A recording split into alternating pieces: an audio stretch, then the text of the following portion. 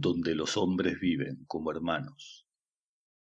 Peregrino, me puse en camino hacia la tierra prometida, allá donde las fuentes brotan, donde los arroyos fluyen, donde los frutos maduran, donde los pájaros cantan, donde los hombres viven como hermanos, donde el amor reina. Me gusta este canto cuya melodía compuso el maestro con su violín, melodía llena de expectativa de una tierra que se divisa a lo lejos, y esta tierra no solamente es fértil y generosa, es sobre todo el lugar donde los hombres viven como hermanos. Muchos pretenderán, claro, que semejante lugar no existe. Sí, existe, se encuentra en el alma humana, pero incluso los discípulos de una escuela iniciática difícilmente logran comprender que deben concentrar su atención y sus esfuerzos en esta tierra ideal. Me acuerdo de nuestra vida junto al Maestro. Cuán inconscientes éramos. Mientras Él nos mostraba cómo convertirse en los constructores de un nuevo mundo, nosotros, por nuestra parte, teníamos otras preocupaciones, lo que evidentemente generaba conflictos, pues cada quien estaba allí con sus juicios, sus sesgos, sus pretensiones. A veces nos dábamos muy bien cuenta de que el maestro estaba triste, lo que podía durar días enteros, y nos preguntábamos por qué. Ahora lo sé, pero sí que es difícil hacerle entender a los humanos que lo esencial es aprender a vivir juntos. En el pasado, las escuelas iniciáticas no estaban abiertas a todos. Los que deseaban ser admitidos allí debían someterse a diferentes pruebas y la enseñanza que recibían era esencialmente oral. Ahora los tiempos han cambiado. Como primera medida, ya no es necesario entrar en una escuela para tener acceso a la ciencia iniciática. Ya nada es secreto. No dejan de aparecer libros que entregan las verdades más sagradas a la curiosidad del público.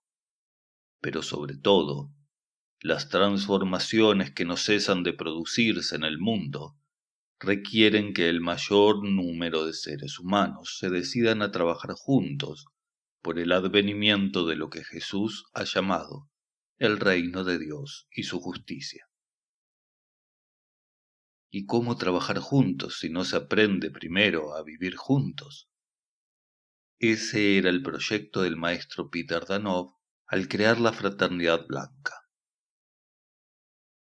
Generalmente las personas tratan especialmente de frecuentar a aquellos que pertenecen al mismo medio social, a quienes tienen el mismo nivel educativo, los mismos gustos, etc.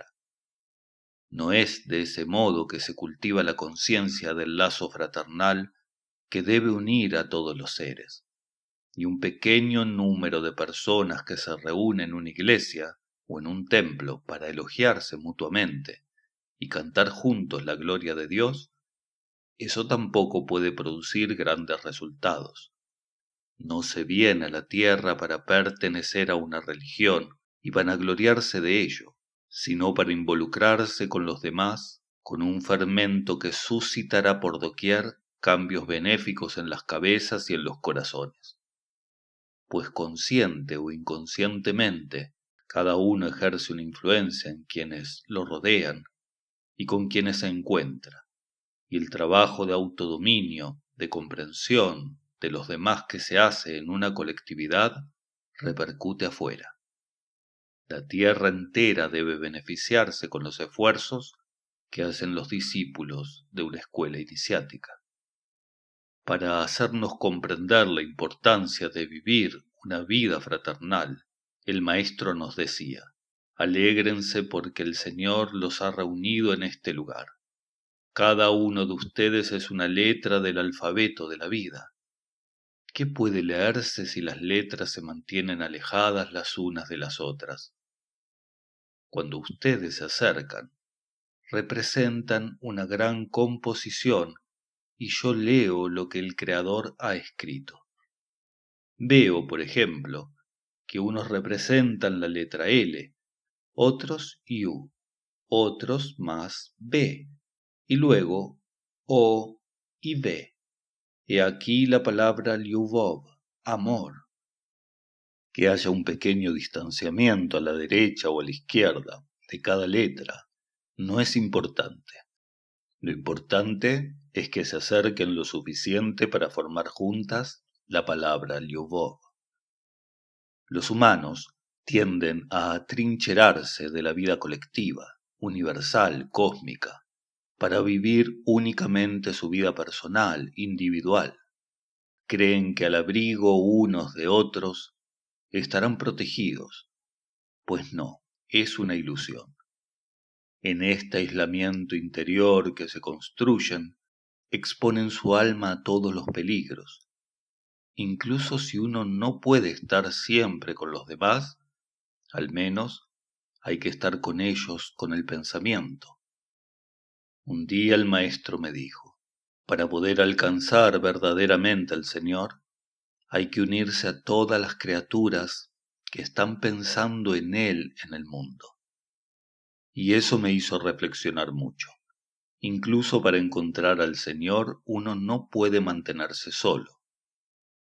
La palabra unidad es la más profunda de la ciencia espiritual, y allí se encuentra el sentido de nuestra existencia, la conciencia de pertenecer a una única y misma familia. Nos brinda el sentimiento de hacer algo grande. Esta grandeza no proviene de nosotros, sino de esta familia universal a la que pertenecemos.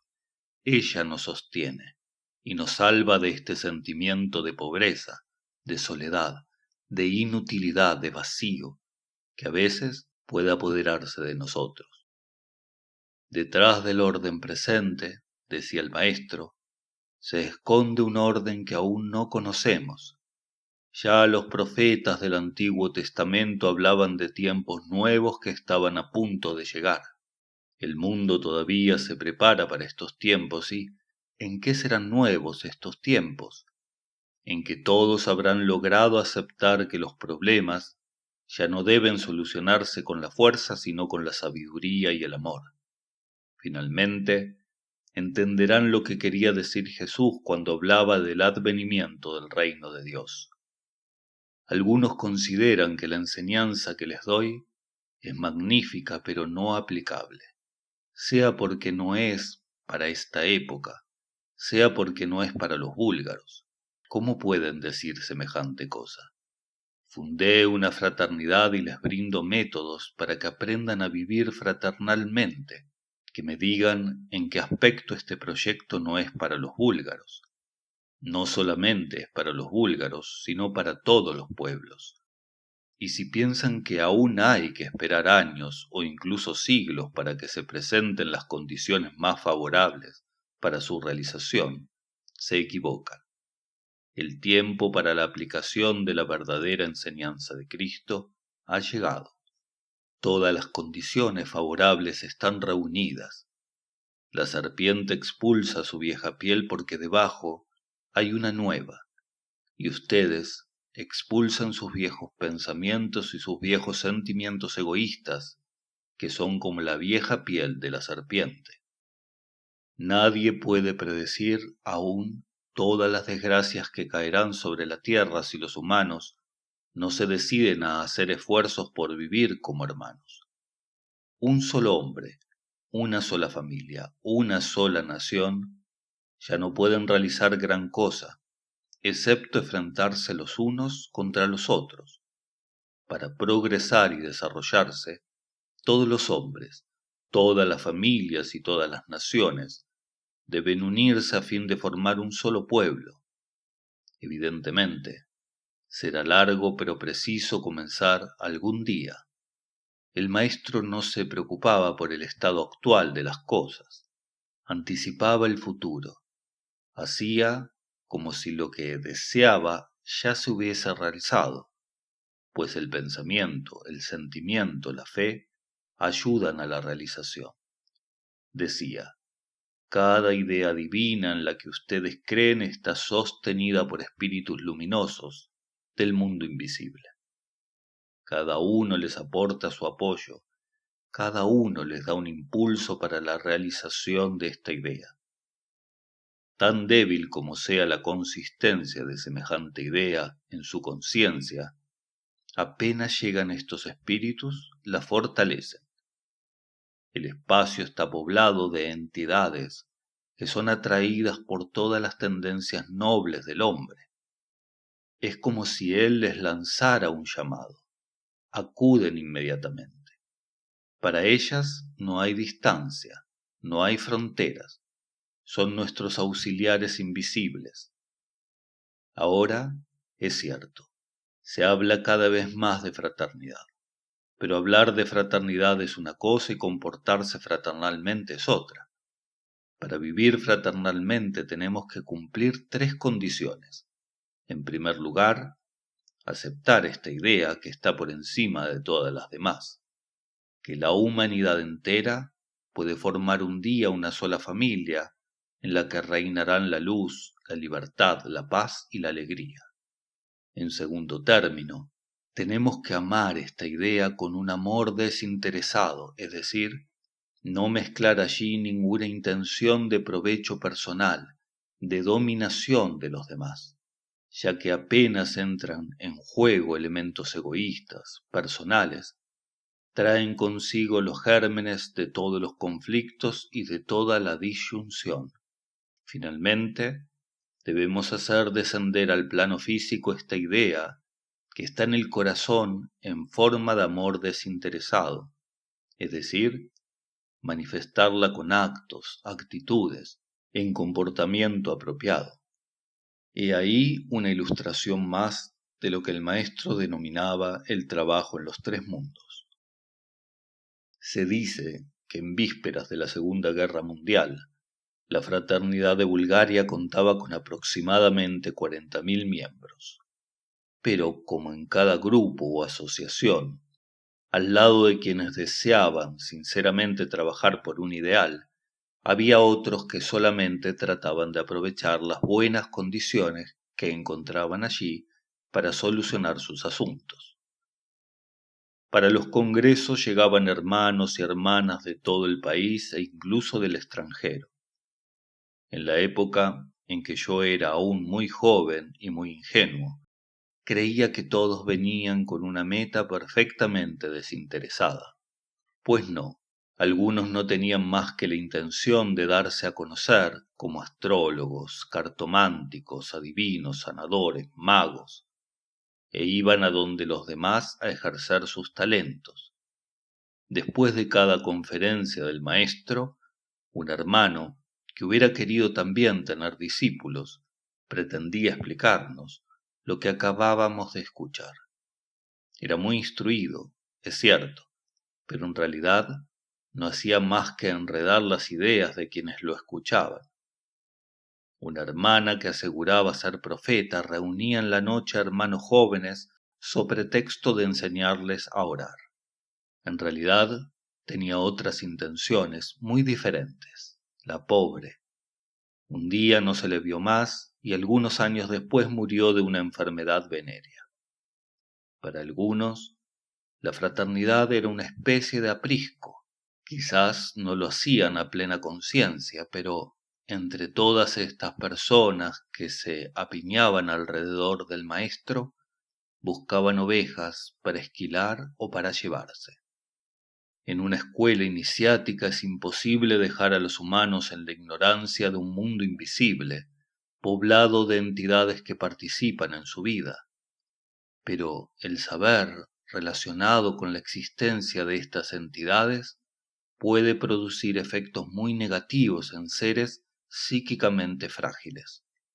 ¿Y qué ocurre también cuando, deseosos de entrometerse en la vida de los demás o de ganar dinero fácilmente, algunos comienzan a predecir el futuro examinando su mano o su carta astral, Dan entonces consejos o hacen advertencias sin preguntarse luego si lo que les anunciaron se realizó y les ayudó realmente.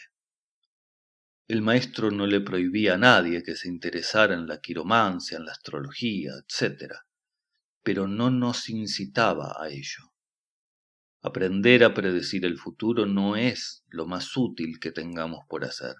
¿Cuántos son sólo capaces de darle a los demás falsas esperanzas o falsas inquietudes? En todo caso, nunca hay que predecirle a alguien su muerte cercana, pues sus defensas naturales, su voluntad de vivir se debilitan, y de esta forma se destruye toda posibilidad de que escape a la muerte, si aún hay alguna. El maestro a veces tuvo que intervenir y poner sobre aviso a quienes querían hacerse pasar por mensajeros del cielo, pero también a aquellos demasiado crédulos que se dejaban influenciar fácilmente. Sin embargo, con frecuencia no intervenía. Tampoco lo hacía para solucionar los numerosos problemas que no dejaban de presentarse en la fraternidad. Me preguntaba por qué. ¿Acaso no se daba cuenta de lo que pasaba?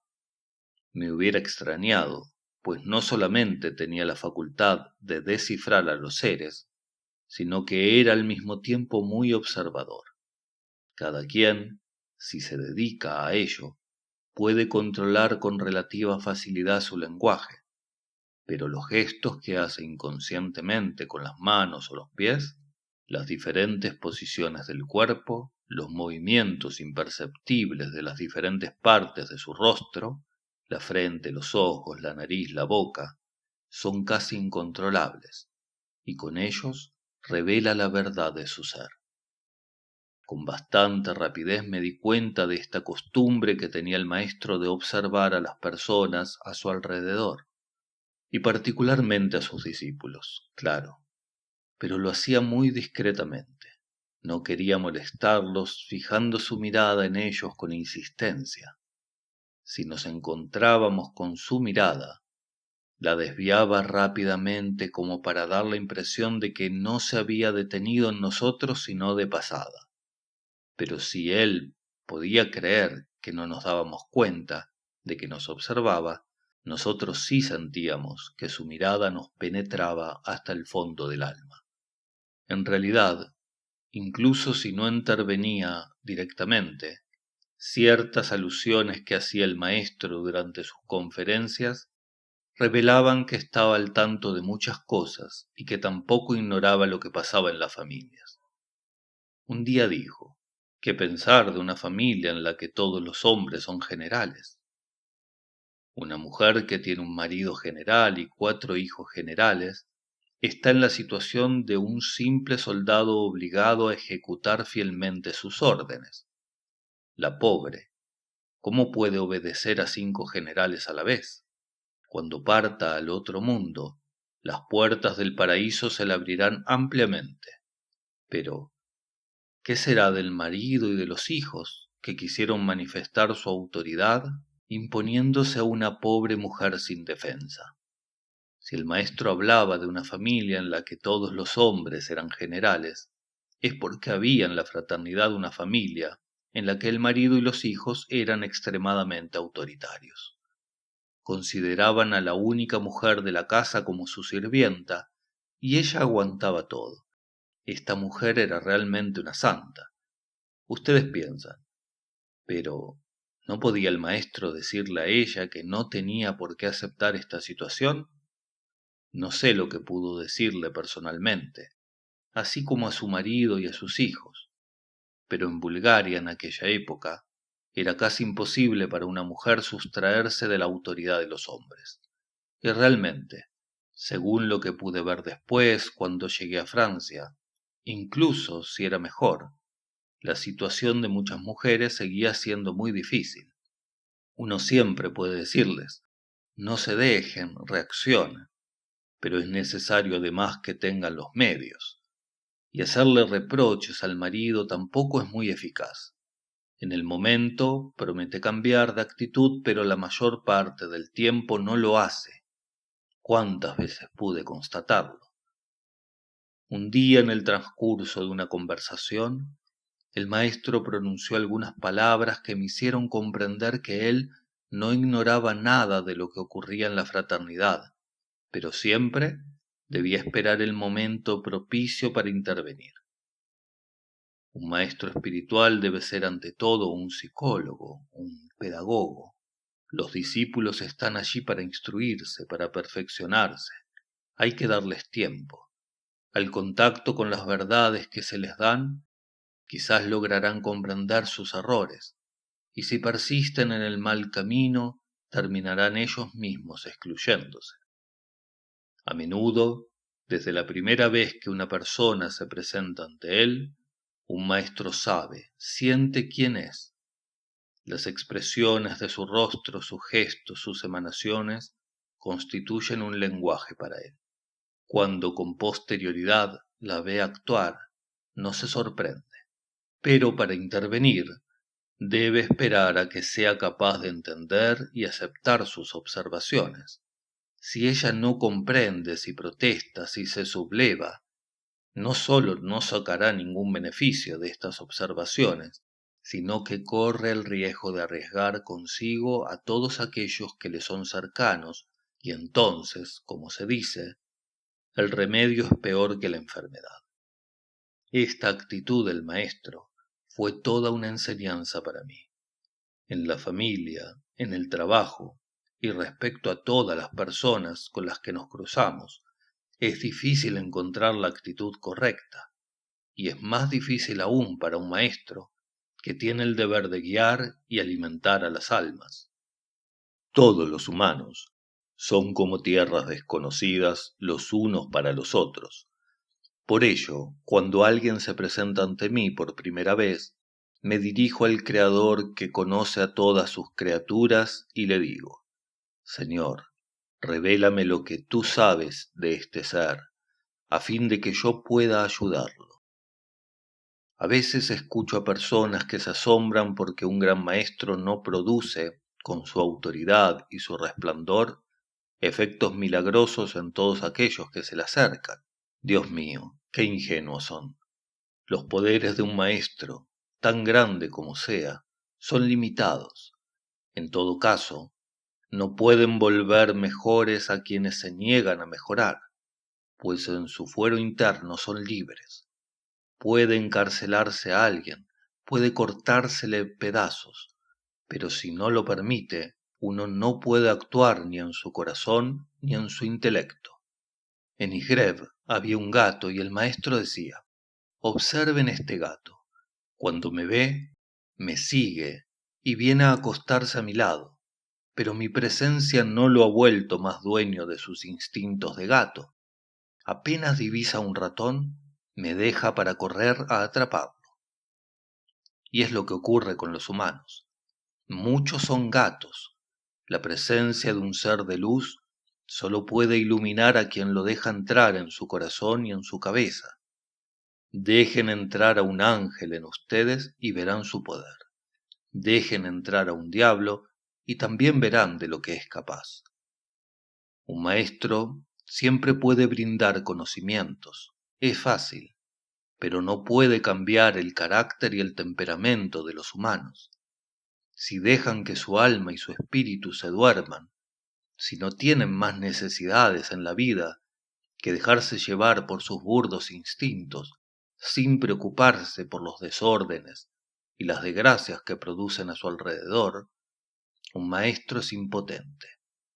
Puede solamente tratar de dejarlos entrever la belleza de ese mundo del que están tan alejados por el momento, a la espera de que en una próxima existencia deseen acercarse a éste. ¿Cómo podría un maestro hacer más de lo que hizo Jesús? En varios pasajes de los Evangelios reconoció incluso que su misión era limitada. Decía: no he sido enviado sino a las ovejas perdidas de la casa de Israel. O bien, tengo todavía otras ovejas que no están en este aprisco, a las que también debo atraer. Vosotros, sin embargo, no me creéis, porque no sois ovejas de mi rebaño. Mis ovejas reconocen mi voz, yo las conozco y ellas me siguen. Un maestro viene a la tierra para cumplir la tarea a la que está predestinado. Sabe que su palabra no le llegará a todos los seres, y entre los que se le acercan, ¿cuántos irán a continuar su camino a otra parte?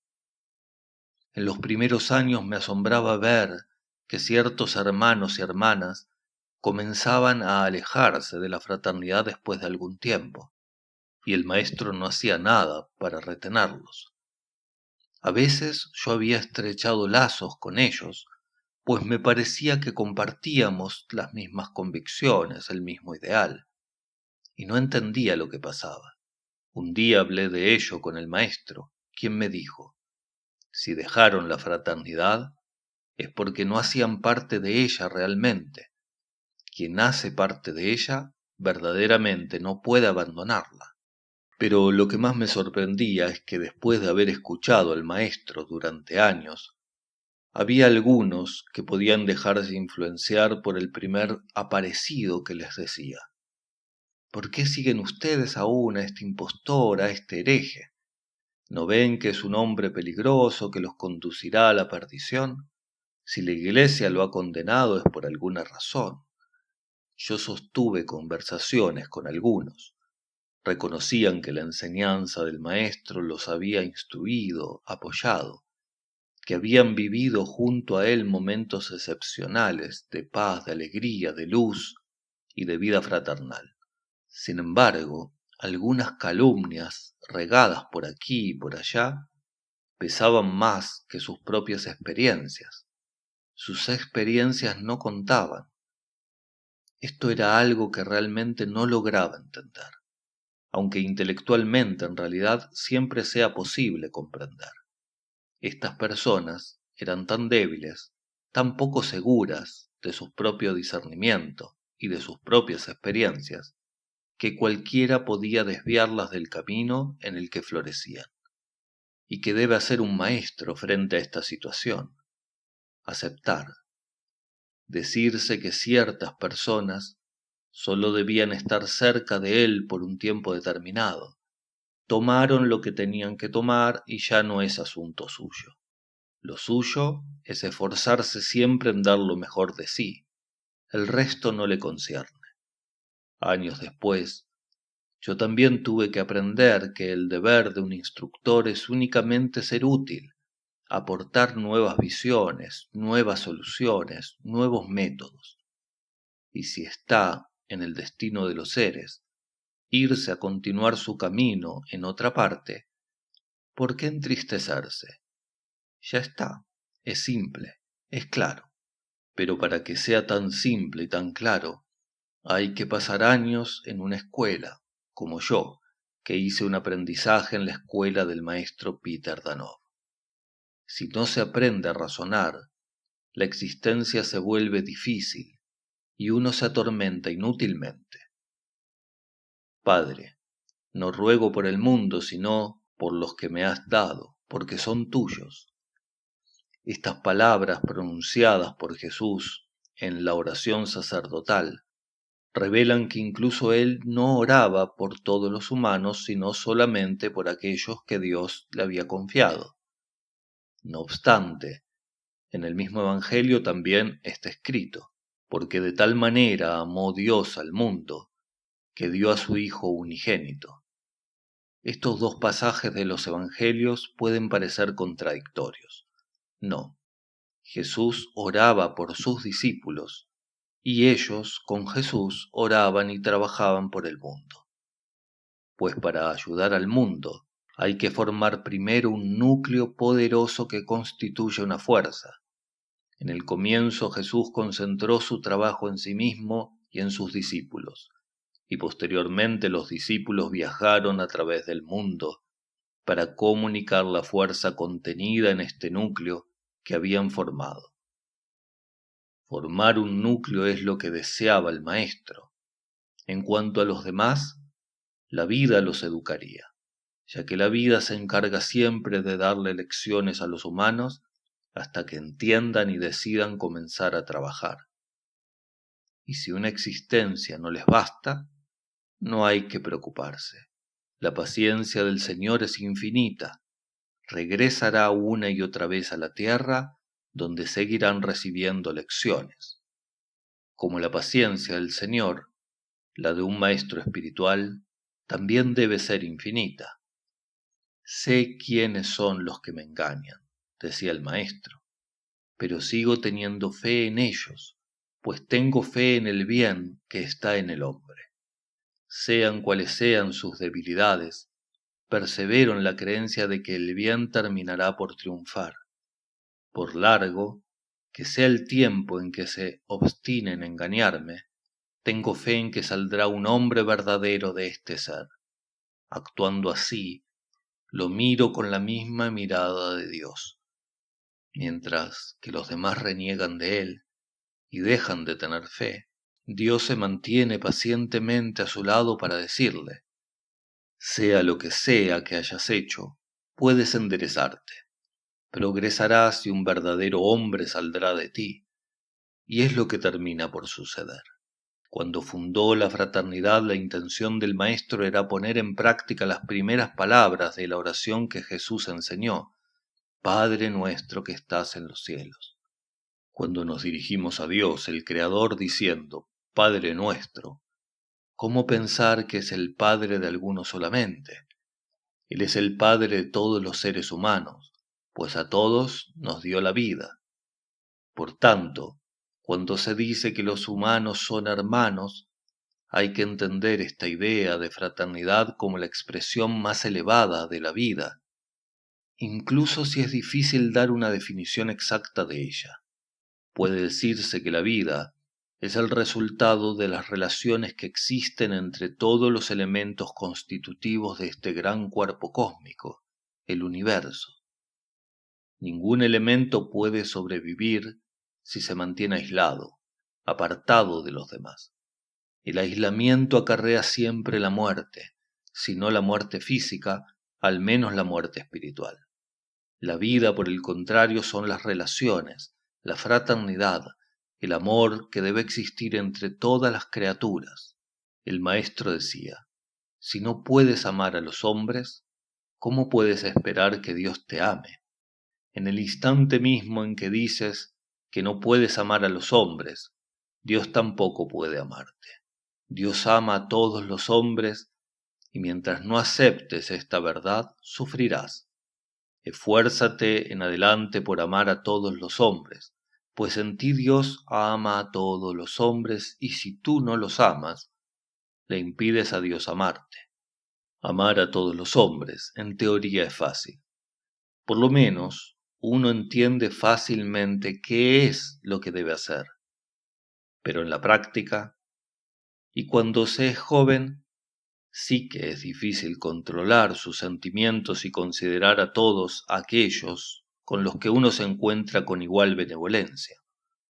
Había en la fraternidad un joven, un poco mayor que yo, que no dejaba de acosarme. En búlgaro decimos, me mordisquea las mangas. Ven, cuán expresiva es esta fórmula.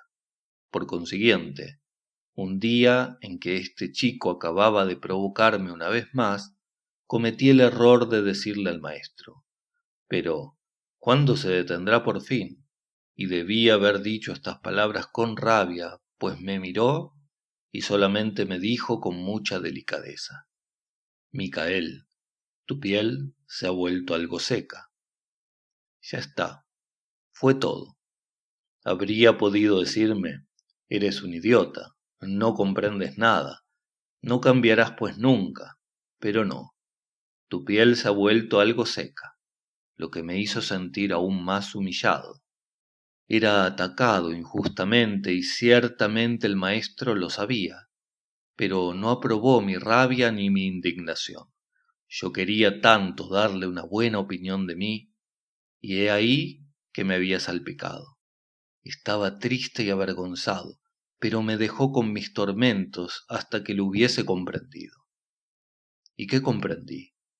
Que en el futuro, en vez de sublevarme contra las injusticias, debía fortalecerme y sobre todo no quejarme ante él.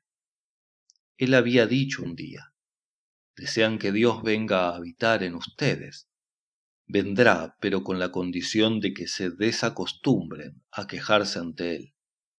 ¿Para qué contarle a Dios que éste los ha lastimado, que aquél los ha ignorado o despreciado? Claro, Dios los escuchará, pero no tomará partido. Y cuando ustedes vienen a quejarse ante mí, los escucho, pero también me callo, no tomo partido. ¿Por qué? Porque si tomo partido por uno o por otro, eso no solucionará el asunto. A menudo, posteriormente, volví a pensar en este incidente que finalmente fue muy benéfico para mí. Había comprendido que, hágase lo que se haga en la vida, uno está fatalmente expuesto a las injusticias. Nadie puede escapar a ello. Hay que saberlo por anticipado. Estas injusticias son más o menos graves, pero graves o no, la única manera de no sentirse herido es fortalecerse.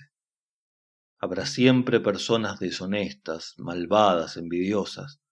Uno no las cambiará. Es a uno mismo a quien hay que cambiar. En la fraternidad el maestro deseaba, ante todo, enseñarnos a vivir la vida colectiva, que exige desarrollar cualidades de comprensión de los demás, de indulgencia, de paciencia. Sin embargo, un día me pregunté si la paciencia no debía tener límites. ¿Acaso debemos aguantarlo todo?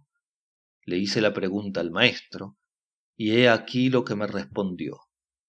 Si alguien se sube sobre tu espalda, debes ser paciente.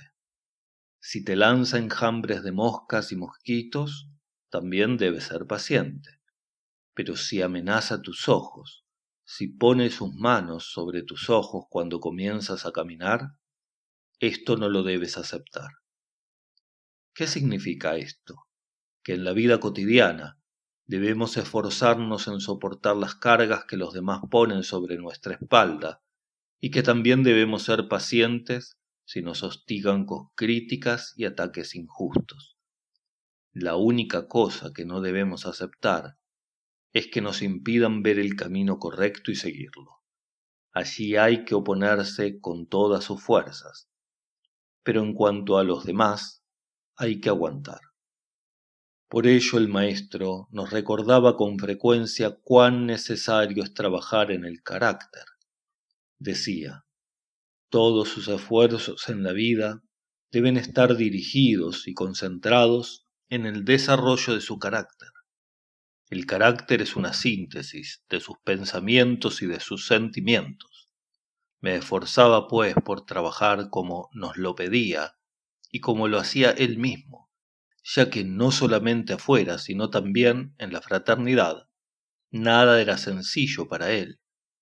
Los grandes maestros se consagran a la tarea más difícil, descender hasta el fondo del infierno humano, y para ello aceptan entrar en contacto con todas las criaturas. Nunca se alejan de la multitud y sean cuales sean las circunstancias, deben ser capaces de mantenerse accesibles y fraternales. Pero he ahí que un día se produjo un acontecimiento que no olvidaré nunca. Estábamos en Rila. Allí, otra vez, este hermano, a propósito del cual le había manifestado mi irritación al maestro, no paraba de provocarme. Como era mucho más fornido que yo, estaba convencido de que yo nunca osaría reaccionar. Entonces seguía increpándome delante de todo el mundo, lanzando toda clase de acusaciones mentirosas. Había terminado por acostumbrarme a ello y me parecía que ni siquiera valía la pena responder, excepto una sola vez.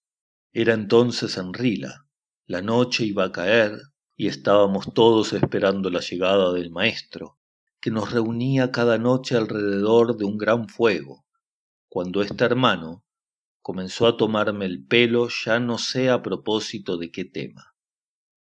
De todas formas, siempre encontraba algo nuevo. Esta vez pensé: aceptar, tener paciencia, basta ya, nunca dejará de abusar, necesita una lección. Me dirigí pues hacia él, lo agarré y lo derribé. Evidentemente él no esperaba esto. Lo mantuve en el piso por algunos segundos. Luego, pensando que había comprendido que incluso físicamente yo podía ser tan fuerte como él, dejé que se levantara. Pues bien, no había comprendido, y después de haberse levantado, se abalanzó sobre mí.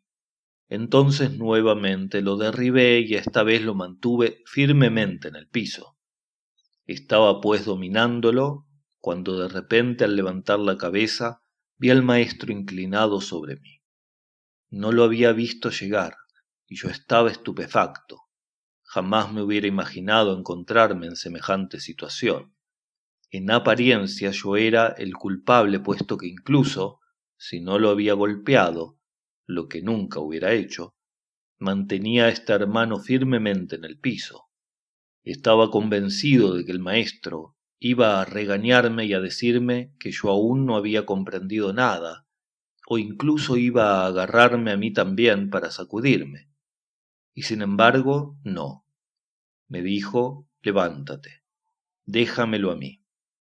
Me levanté y él cogió al hermano y comenzó a apretarle un poco el cuello. El otro evidentemente forcejeó y el maestro dejó que se liberara y huyera. Casi anochecía y como no se sabía a dónde había ido, teníamos un poco de miedo de que le ocurriera un accidente en la montaña. Tanto más cuanto que tenía que sentirse muy avergonzado de haber sido castigado por el maestro. Pero aparentemente no debió ir muy lejos, pues al día siguiente nos cruzamos. Yo no hice ninguna cara de vencedor. Me mostré como de costumbre, pero nunca más trató de provocarme. Con posterioridad el maestro nunca mencionó este incidente. Ciertamente, había querido mostrarme que había visto mis esfuerzos y que ahora él podía apoyarme. No obstante, debo decir que nunca hubiera esperado esta reacción de su parte, y eso me hizo reflexionar más. Me hice muchas preguntas acerca de los métodos que empleaba para educarnos. ¿Cómo sabía el momento en que podía intervenir? Al tiempo que seguía haciendo reinar la armonía en la fraternidad. Es preciso tan poco para que, en vez de ser una fraternidad, una colectividad, se convirtiera en un campo de batalla. Y entonces, ¿dónde queda ese maravilloso país donde los hombres viven como hermanos? A los 17 años conocí al maestro. Estaba tan lejos de imaginarme todas las cargas que pesaban sobre él. Solamente me sentía feliz de haber encontrado un guía, y luego, poco a poco, comencé a reflexionar en los problemas que se le planteaban. Quería comprender cómo él miraba a los seres y las situaciones, sobre pretexto de que un maestro no revela sus dificultades y sus preocupaciones. Sus discípulos creen que él planea por encima de las dificultades lo que en el fondo les conviene mucho. Es tan cómodo pensar que nunca se siente preocupado, inquieto, agobiado, con todas las complicaciones que no cesan de causarle. Pueden así seguir acumulando cargas sobre sus espaldas. Observé pues mucho al maestro y traté también de descubrir sus métodos debido a que nunca decía cómo se las arreglaba en su trabajo con nosotros.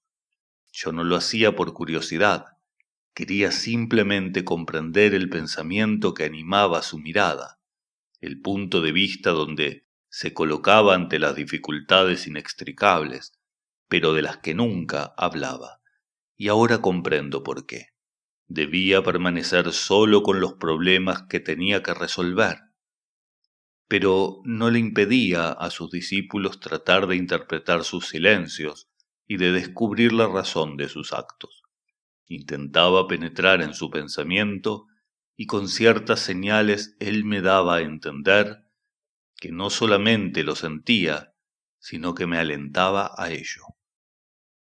Cuando pienso que algunos creen que es fácil convertirse en un guía espiritual, y helos ahí, que se meten a instruir a los demás antes de poseer ellos mismos la luz. Tampoco saben de qué amor, de qué abnegación, de qué sacrificios hay que ser capaz para lograr hacer que los seres vivan juntos. Si pudieran estudiarse y analizarse un poco, algo los detendría. Pero no, han leído algunos libros, están fascinados con los grandes maestros de la India, del Tíbet o de otra parte, y quisieran parecérseles.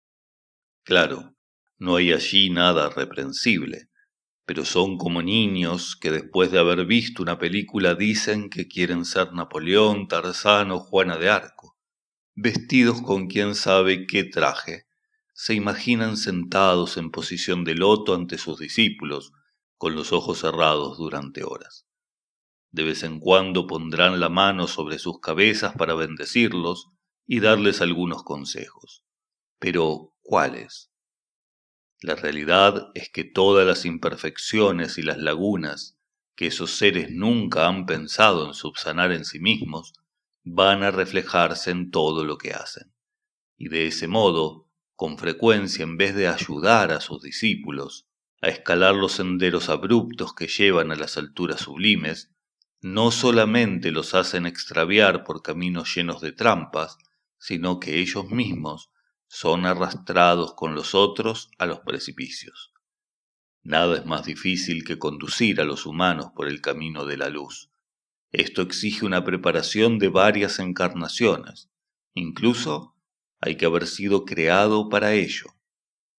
Cuando yo me encontré en la misma situación del maestro, traté de acordarme de sus métodos, pero debo reconocer que desafortunadamente era menos sabio, menos prudente que él. Aún no sabía cuán difícil es ayudar a los humanos, incluso cuando se trata simplemente de advertirles de los peligros que los amenazan. Con un poco de inteligencia y de costumbre, generalmente es bastante fácil hacer que los seres sirvan a sus propios intereses. Pero si se quiere sinceramente serles útil, allí comienzan las complicaciones. Cuando, por ejemplo, veía que una persona se acercaba a otra con la intención de engañarlas, de explotarlas, intentaba poner sobre aviso a las futuras víctimas. Algunas tomaron en serio mis advertencias y se protegieron, mientras que otras no solo no me creyeron, sino que indignadas con el hecho de que yo pudiera dudar así de la sinceridad de su amigo, se apresuraron a revelarle lo que había dicho a su respecto. Y claro, al sentirse desenmascarado, él trataba por todos los medios de vengarse de mí. Sí, es así. ¿A cuántas personas habría podido engañar fácilmente para hacer que fueran útiles a mis intereses? Pero resulta que yo quería ayudarlas, lo que no han visto y me han puesto en las peores dificultades. Allí también aprendí por qué el maestro intervenía raramente. Habrá que concluir de esto que un maestro no debe advertirle a sus discípulos del peligro. En ciertos casos, en efecto, es preferible que se muestre reservado, prudente, pero puede siempre tratar de intervenir con el pensamiento, con la oración. Se concentra en la persona malintencionada para intentar desviarla de sus malos propósitos y también en aquella que corre el riesgo de ser su víctima para iluminarla. A veces no puede hacer nada más. ¿Quieren que se los diga? Me he encontrado con frecuencia en la situación de un pastor que le aconseja a una oveja que desconfíe del lobo. Pero en vez de tener en cuenta este consejo, la oveja va tras el lobo y le repite las palabras del pastor. Entonces, en su opinión, ¿qué hace el lobo? Pues sí, a menudo las ovejas no poseen ningún discernimiento. Protegen al lobo y exponen al pastor exponiéndose ellas mismas. Por ello, me pregunto continuamente lo que debo hacer para lograr proteger a ciertas personas sin que yo mismo me convierta en víctima. Pues si ellas son víctimas y yo también, si el lobo termina devorando a las ovejas y al pastor. Cuando estaba junto al maestro, Creía que lo comprendía, pero no, pues yo tenía poca experiencia, y a pesar de mis esfuerzos, no podía entrar realmente en su situación. No sabía cuán difícil es enseñarle a los alumnos a vivir como hermanos. Me preguntaba también por qué él actuaba así o asá, por qué en ciertos casos no intentaba intervenir. Me parecía que en su lugar yo habría actuado en forma diferente. Y ahora que me encuentro en una situación análoga a la suya, digo, oh maestro mío, ¿dónde está para que pueda decirle cuánto lo comprendo? Valoro la tarea que usted había emprendido, me doy cuenta de las responsabilidades que asumía. Perdóneme y ayúdeme a volverme paciente como usted. La paciencia, sí. Cuántos esfuerzos tuve que hacer para adquirir esta virtud que también me ha sido tan necesaria una vez que llegué a Francia. Tuve el privilegio de vivir junto a un gran maestro y de recibir su enseñanza. No siempre pensaba que las personas que conocía no habían podido beneficiarse de las mismas condiciones, de la misma luz. A menudo me preguntaba cómo era posible que unas no supieran esto o aquello, que otras se comportaran de tal o cual forma, y cometía el error de juzgarlas. Pero, desde entonces, me he corregido. He comprendido que no podían conocer todo lo que yo había aprendido junto al maestro. Estaba equivocado al pensar que ellas habrían tenido que saberlo. Me correspondía a mí volverme más indulgente, más paciente, sean cuales sean las situaciones. Pero todas las dificultades y los obstáculos que tuvo que enfrentar el maestro y todas las dificultades y todos los obstáculos que yo tuve que enfrentar junto a él, nunca pudieron desalentarnos ni quitarnos la convicción de que sólo el trabajo por la idea de fraternidad vale la pena ser emprendido. Funden ustedes también su existencia en la idea de fraternidad y tendrán entonces un vínculo con todos aquellos que comparten este ideal.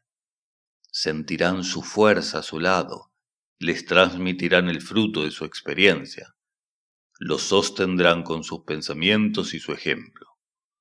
Las ondas viajan por el espacio y los humanos las captan. No crean que somos los únicos que emiten estas ondas y propagan estas ideas. Miles de seres que no conocemos están detrás de nosotros y con nosotros.